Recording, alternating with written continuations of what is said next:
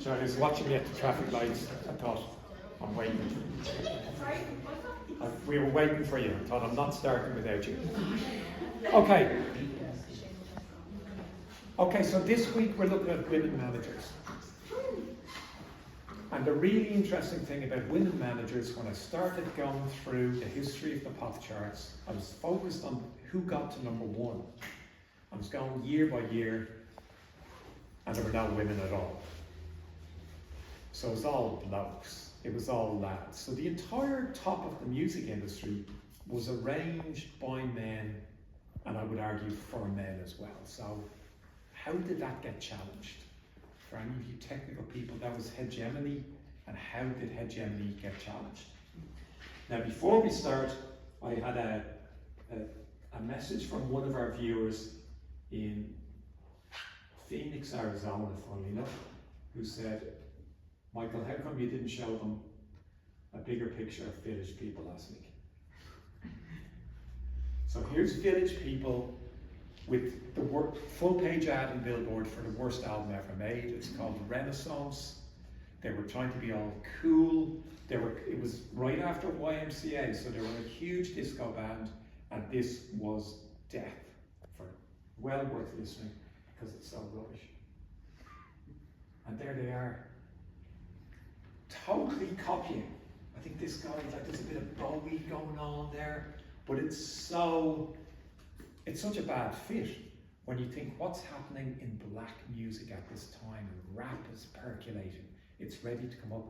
And here's an American disco group who thought, hey, I know what's cool, we'll dress up like those English people.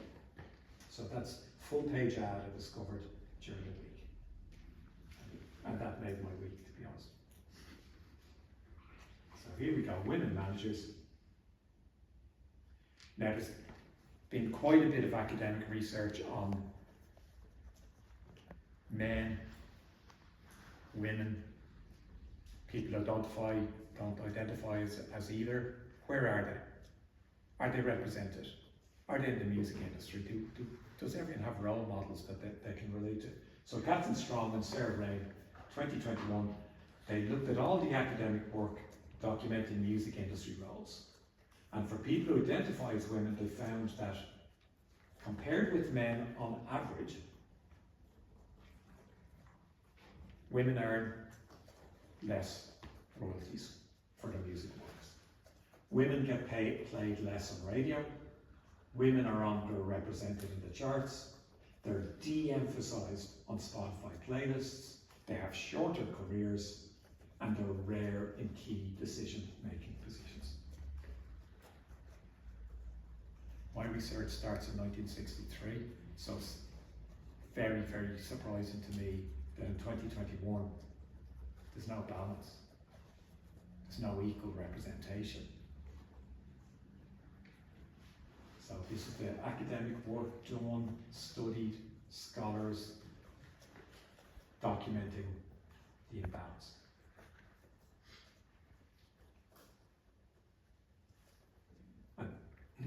Then someone thought, let's look at the charts.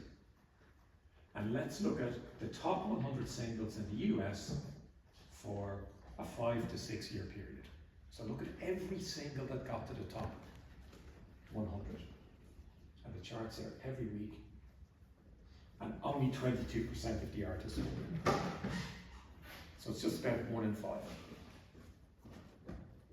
Might be slightly higher now, because a couple of female superstars will skew those statistics. And you've got some incredible female superstars at the moment. But in this 5 year, looking at every song that went to the top 100 in the States, only 22% are women. Only 12% of the songwriters are women. Which means if 22% are women, the artists, and 12 are songwriters, it means that almost half of the songs that you hear women sing in the top 100 are not written by women. So we've got this ventriloquism again. Men writing songs for women to sing, where women express their emotions, except they're not their emotions, they're a bloke projecting himself into a woman's mind. And only two, yes, two, exclamation mark. Only 2% of the producers were women. That's 1 in 50 of the entire top 100 over a 5-year period.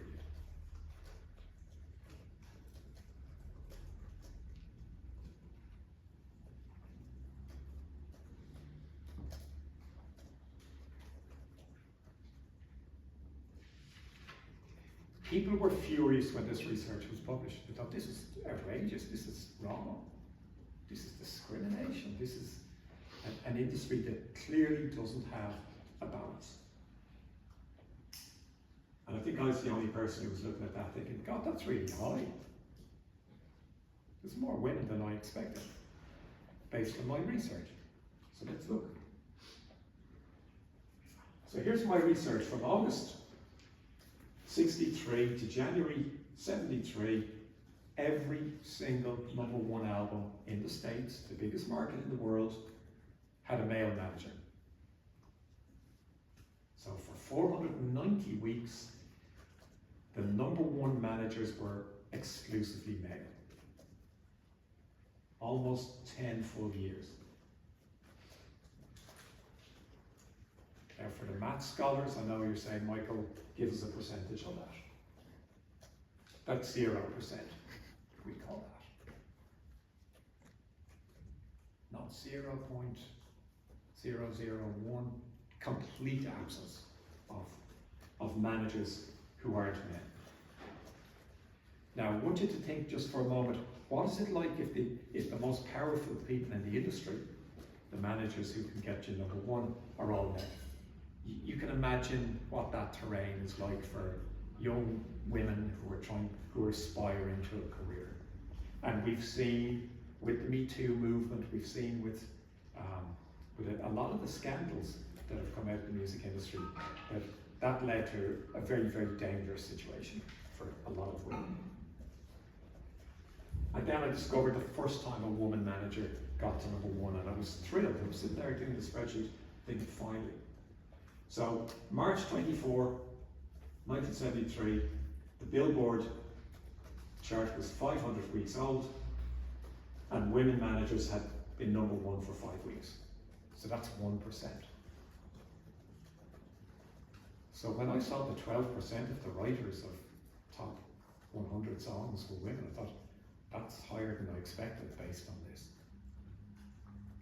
Now what does this mean? I know it's depressing, I know it's sad, but it means that anyone who isn't a man who decides to get into the music industry and is ambitious and is lucky and is strategic, you will revolutionize the industry, because you will change the pattern. You will join a small cohort of people who are changing it, but you could accelerate that change. Now, a business book, a management book that inspires me is by a woman called Joan Margretta, and she was the editor of the Harvard Business Review, probably the most read business magazine. And she talked about an old feminist joke, what she called an old feminist joke. I don't think you know who that is. Fred Astaire. Okay, thank you. I don't think most of you know who that is. So there's Fred Astaire. Okay, Fred Astaire, dancer. Fred Astaire, brilliant dancer. Wonderful. Fred Astaire, looking great. And beside him was a woman called Ginger Rogers. And they danced step to step. Every movement was matched by the two of them. Who got all the praise, do you think? Who got the awards? And in her book, What Management Is, Joan Margretta says that Fred Astaire and Ginger Rogers graced movie screens with their artistry in the 1930s and 40s, yet Fred Astaire was more celebrated. And she makes a very good point. Despite the fact that Ginger matched his moves while dancing backwards in high heels. Far more difficult physically. And that's John McGrath's point about women entering any industry. Is there room for you? Is it an old boys clique? And let's see who the revolutionary women who got to number one were. Women often face pressures or downright hostility in any industry where the culture is macho or has evolved to suit the vision of men. Now, if I wanted to be dramatic, I would tell you that the publisher asked me to take out a section from my book. And it was probably the best bit of the book. And it was about how women have been harassed and objectified in the music industry. But they made a very good point. They said that should be a book on its own. Like that needs to be highlighted, and it kind of didn't fit with the book that I was writing. So I'd love to say, hey, I was cancelled, but it was a decision about a book that I agreed with. But next time I will show you some of that research, and I think you'll be as shocked as I was. The stuff that I discovered. And generally, I discovered it through men's autobiographies. Men were just talking about it like that was okay. So we'll look at that next time. 1973, we keep bouncing back to 1973 because no one talks about 1973. Talk about the 60s, you talk about punk, you talk about the New Romantics, talk about synth rock, talk about boy bands, but 1973 gets overlooked, but it's an absolute milestone year. There's one album that goes to number one, British band The Moody Blues. Bit of black culture in there, war, the world is a ghetto, goes to number one for a week. Elton John, Don't Shoot Me, I'm Only the Piano Player, goes to number one. The British invasion that began in the 60s with the Beatles was absolutely still in full force. Britain dominated the top of the American charts. And then you've dueling banjos. People playing banjos, but it was from a movie called Deliverance, and this became a huge, huge seller and went to number one in the States. But it's definitely out there in the context of the other musical terms. Diana Ross goes to number one. She's coming from a Motown label, and they do a movie, and the soundtrack to the movie goes to number one. We had that before, you know what that is, that's Alice Cooper. So this is Alice Cooper's number one year with $1 Billion Babies. Elvis, we know, goes to number one, only for a week though. We saw that. Pink Floyd. Did I say Pink Floyd instead of Led Zeppelin? Yeah. The Beatles.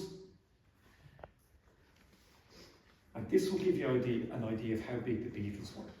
So this compilation record, double album, goes to number one. What knocks it off number one? Paul McCartney. So Paul McCartney at Wings solo album knocks the Beatles off number one. So the Beatles completely dominate popular culture right into the 70s. Who could get enough Americans to buy their album to knock Paul McCartney off number one? Correct, George Harrison. So you have the Beatles number one, knocked off by one of them, and then another one. So the Beatles were extraordinarily popular for a very, very long time, and still are. Like if you look at the Spotify numbers, they're still staggering for bands that formed in the early 60s. Chicago, only for the Americans here, but major band. But you can see, to me, I look at the American charts as basically a battle between Britain and America. Jethro Tull, prog rock, a guy who dressed like a tramp and stood on one leg playing the flute. Kid you not, that was Jethro Tull. But the Americans wanted it so much that it goes to number one in the States. And my former boss was their manager. The Allman Brothers, a bit of southern rock, big enough to go to number 1. Rolling Stones, Goat Head Soup goes to number 1. And this is the album that stays number 1 for the longest. Elton John, but it's his second number 1 of that year. So Elton John was an absolute superstar, bigger in the States than he was in Britain in terms of charts.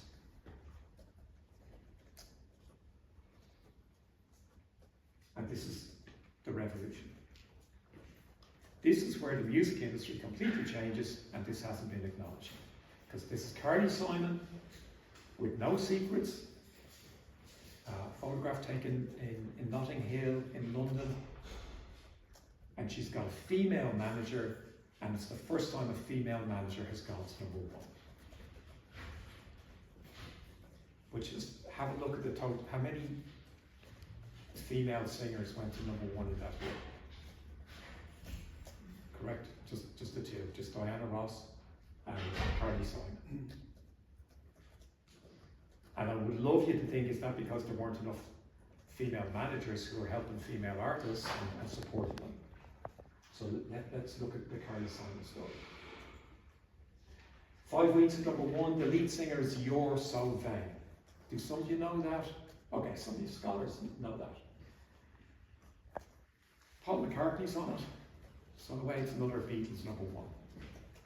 His wife, Linda's on it, and so is Mick Jagger.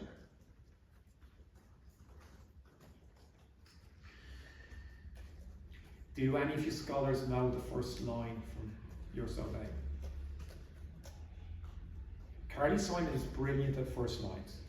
You walked into the party like you were walking onto a yacht. And you can absolutely imagine the person strutting. I imagine what they're wearing. Another huge song from Carly Simon, 6 words that tell the whole story of the world. And it begins with the lyrics, baby sneezes. So it's about a baby, and the baby sneezes. The baby isn't well. There's something up with the baby. And there's a man in there, and there's a woman in there. And in one word, she describes what the woman does and what the man does. And we'll look at that next week. So Carly Simon, No Secrets, well worth checking out if you ever have time. First female manager to get number 1 on the US album charts. Now, when I was coming down, I was going to take the limousine, but I thought the E2 is more my standards, where you meet people. And I was thinking, Michael, don't tell them the story about the flowers. That was my main thought about this. So do you want to hear the story about the flowers? Okay. So some of you like flowers. Some of you might send flowers to someone else because you want them to know that you like them enough to send them flowers. I am not going to tell you what to do with your flowers. Okay? Let's make that clear. I'm not here to advise you on living your life from the florist shop to where you're on the streets. But tell me what you think of this story. It's in Carly's book. And at one stage, Carly Simon went out with Mick Jagger. And it ended. Lots of relationships end.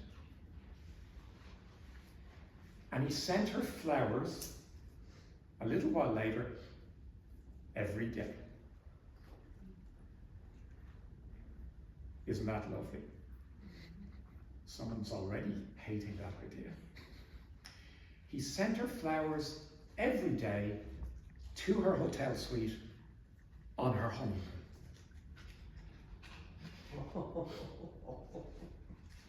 So there's some life. Process that as you will. But if you're looking for life tips, I would say you could learn a lot from that. Just give up, Nick, is the subliminal message. Okay. We know it's an iconic album. We know the single is one of the highest selling singles of the year and is still played.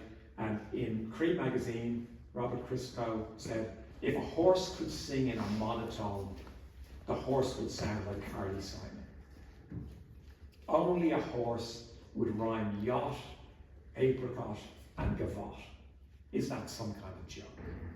So the album comes out and the critics, in this case, slam it. They rip it apart. Now, I can't answer this, but I'm happy to put the question out there. If that was written by James Taylor, Carly's husband, or Mick Jagger, would a critic have said that? Would a critic have been that brutal? And here, I thought you needed a graph. There's an American website that does all this with the government statistics, and here's women representation in the workforce. Now, I'll talk you through it, because in 1948, 30% of women work, 70% don't work. Men, 86% of men work, and only 14 don't work. So you have a huge, huge, huge imbalance. And in 1968, women are just over 40%. So it's still incredibly low, and men are hitting 80%. So there's twice the probability that you're going to have a job if you're a man than if you're a woman. Now, there's various reasons behind that. It's still, the gap still hasn't been closed. But women got up to 60% in 2003, and they've gone down a little bit. But you can see the huge imbalance. Now, what were women doing who were working? There were two huge sources of employment for women at the time: teachers and nurses.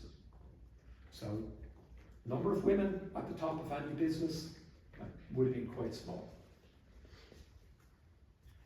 And this is a quote from Carly Simon from her autobiography about her manager. And how wonderful is this for you to express how you feel about someone who is your manager. She took me on as a client and protected me. For 14 years, I had the best.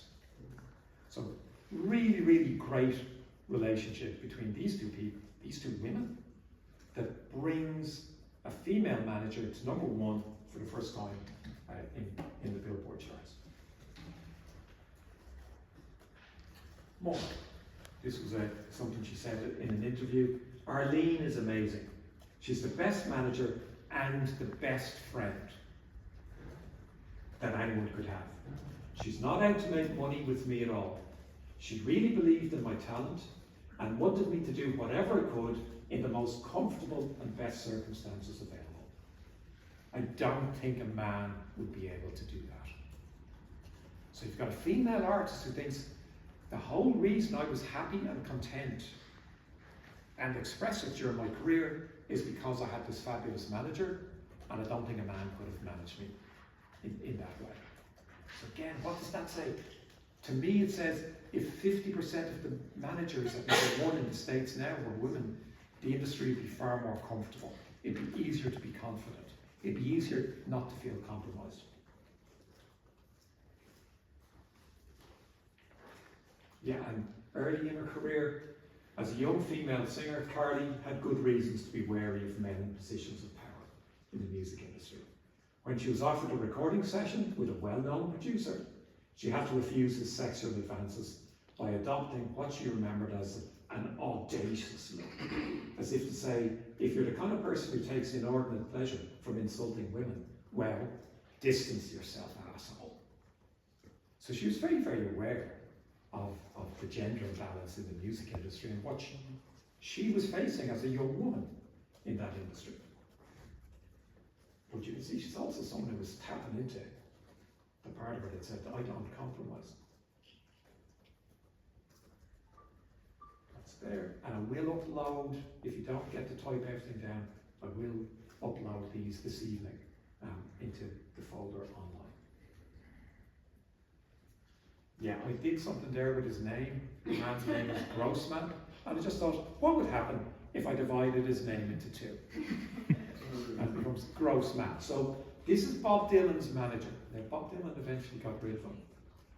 And Carly Simon remembered Grossman's unsubtle advances in the studio too, when she went to record. He allegedly said to her, "Carly, when is it going to be our time? When are you and I going to get it on? You know, you're a 9 out of a perfect 10. Now, when I was preparing this slideshow, I thought I'll put a photo of him in and you can mark him out of 10. But I didn't, because I thought I don't want it to be that kind of show. They're judgmental, but we're not. But I'll show you a photo of him next week.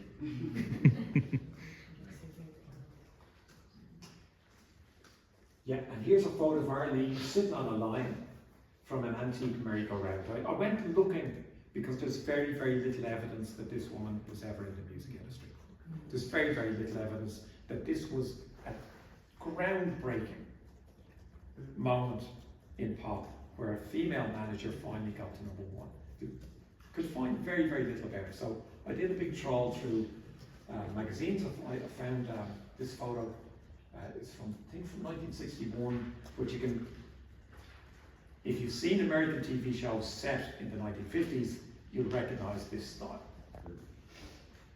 And there she is on the line with her pearls. Fantastically, Jackie Onassis type hair, absolutely on point. And this is Arlene at the very start of her career. How do women get into positions of incredible power and influence in the music industry? There is one part of the music industry that's dominated, not by men. And this was Arlene Rothberg's path. Women were an increasing presence in press relations for Chicago's nightclub. So she does PR for a nightclub.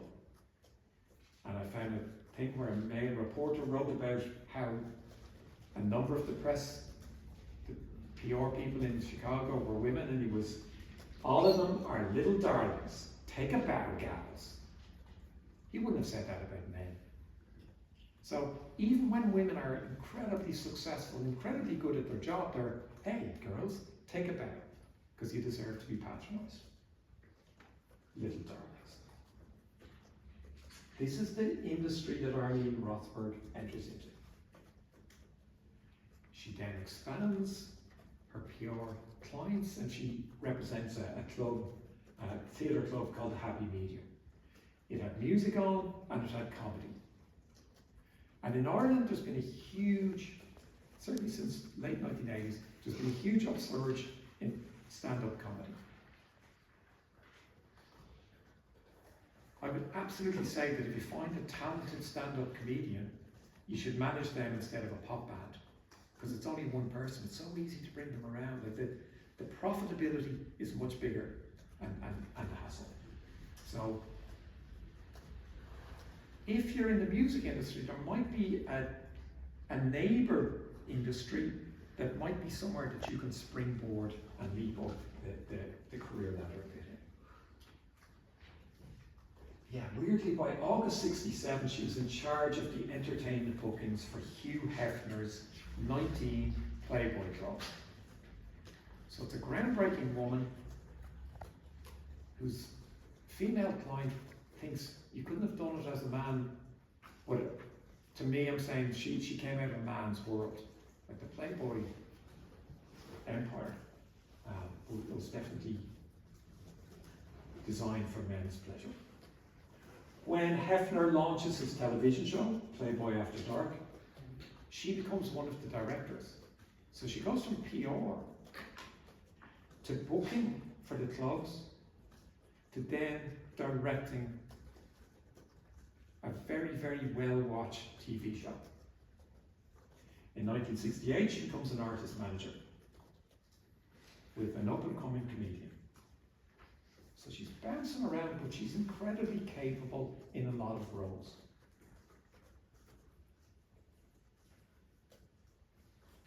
And then, after Woodstock, after Monterey Festival, authorities realised, hey, there's a load of money in live music.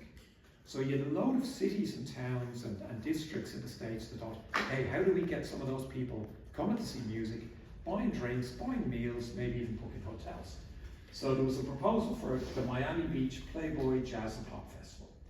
The budget was over $250,000 in the 1960s. I would say that's the equivalent of 20 to 25 million now. If someone said, here's 25 million, go and book a festival, you would do an amazing festival. So that's how good she was at the jobs that she was doing, that they said, yeah, you're the right person for this. Now the festival didn't happen, but it wasn't through anything that she did, it just became something that just never came to fruition. By 1972, the comedian that she was managing was making $250,000 a year. And he was quoted, "Everything we do together. It's because of Arlene that I'm where I am today. She convinced me that I was a single headline act that would go. The whole turning point of my career was when I met Arlene." So she's a talent manager. She understands PR. She understands booking. She understands television production. She understands presentation.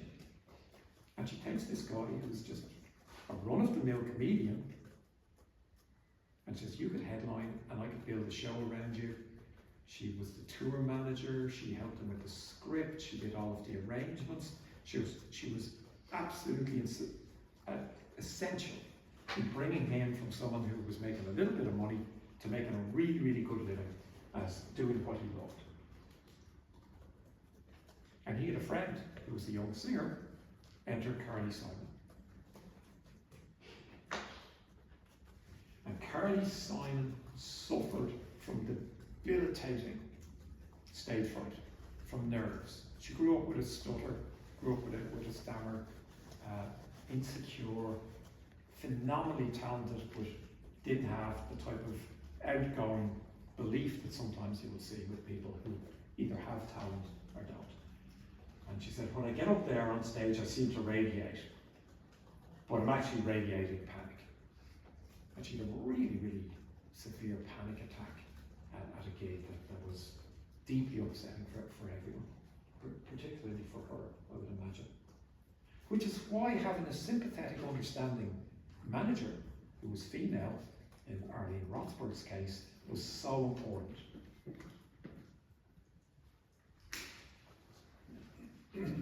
Mindful of her client's anxiety, Rothberg was sympathetic, and she was reported as saying, I wouldn't push her because the fear of performing is overwhelming. She suffers true pain. I'd feel like Julie Garland's manager if I pushed her. Now, there's something behind this. This is quite loaded. So Rothberg thought, like, I'm not going to be pushing managers. What's right for the artist, not what's right for the record label, or, oh, you want a more revealing photo, or you want her to sit on someone's lap and they'll play their record. She protected her from those things that happened in the music industry at that time. Judy Garland, some of you will not, but here's a photo, just to remind you. Great photo of Judy Garland.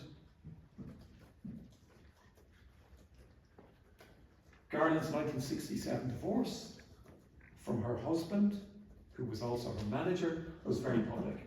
And during his testimony, he said, yeah, I did hit her, but I only hit her in self-defense. Classic. And that's the context for Arlene Rothberg saying, I don't want to be that type of manager.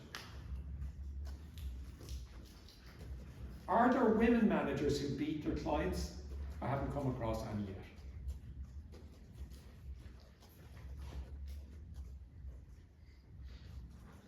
Carly Simon, talking about her manager, said, men have treated her terribly because they're threatened by her.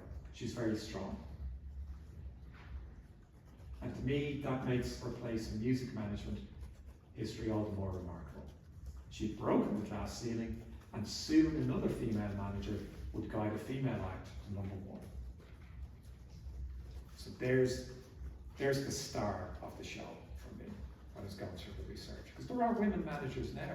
There have been a couple, they're still nowhere near 50%, I can tell you. But this Arlene Rothberg and Carly Simon as a team didn't break a glass ceiling. they smashed down a building that had been built by men. Enter the second female manager to go to number 1. And it's with this album, Janisine, Between the Lines. Now, if you look at the streaming numbers today, you can get an idea of what people are listening to. And it's different than what people were listening to at the time. And this album isn't listened to as much as some of the other albums that were released around this year, but well worth checking out if you get a chance. Well worth checking out. Janisine made very, very powerful political and personal statements through her music. Like, it was really, really in your face. She was a lesbian at a time where being out in America was not a rational choice. So let's see what she says about that. In her autobiography, Ian describes her manager as a lovely British woman who stood as my friend and protector for the next 15 years. Again, the language is similar to Carly Simon. She was my best friend. She protected me.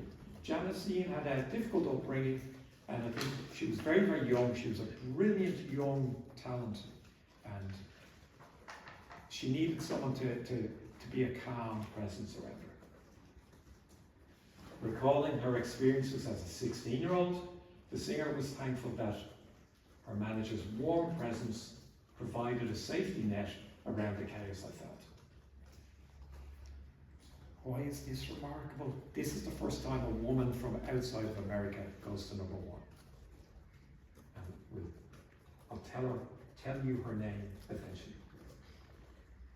Jean Harcourt Powell.